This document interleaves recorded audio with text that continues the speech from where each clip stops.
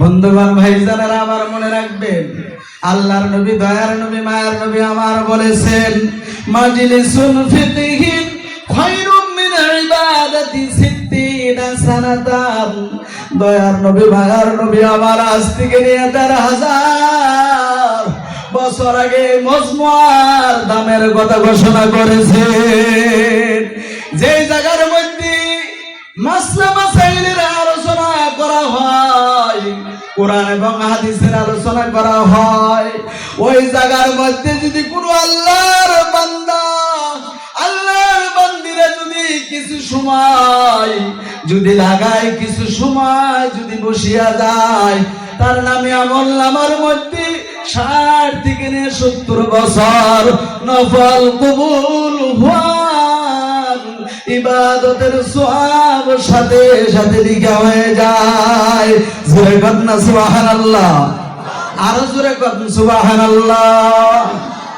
অল্প সময় বসবেন, ৬০ থেকে ৭০ বছর নফল কবুল হওয়ার ইবাদতের সওয়াব আল্লাহ দান করবেন। কিন্তু দয়ার নবী, মায়ের নবী আমার আরো বলেছেন, ১৩,০০০ বছর আগে তিনি বলেছেন, মাজালিসুল ইলমি হিয়া রাউদাতুম মির রিয়াদুল জান্নাহ। সিল্লা বলুন সুবহানাল্লাহ। যে জায়গার মধ্যে আল্লাহ পাকের নাম গুণ নেওয়া হয়, কোরআন এবং হাদিসের আলোচনা করা হয়, জিকির আজকার করা হয়, দুনিয়ার জমিনের মধ্যে ওই মজলিসটা হলো জান্নাতের বাগান। সিল্লা বলুন সুবহানাল্লাহ। তাহলে আমরা জান্নাতের বাগানে বসতে পেরে খুশি না বেজার? জোরে কোন কম না বেশি? আওয়াজ নাই, আওয়াজ নাই, জোরে কোন কম না বেশি? প্রিয় ভাইজানেরা আমার, কারণ দুনিয়ার জমিনের মধ্যে এই কথাগুলো বলার কারণ হলো, লাভ ছাড়া দুনিয়ার জমিনের মধ্যে কোনো মানুষ কোনো কাজ কর্ম করতে চায় না।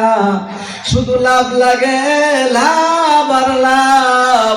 মনে রাখবেন বন্ধুগণ, এই মজমুয়াটা কাল হাসরের ময়দানে, কিয়ামতের কঠিন ময়দানে এই মজমুয়াটা আমার আপনার জন্য নাজাতের জরিয়া হয়ে যাইতে পারে।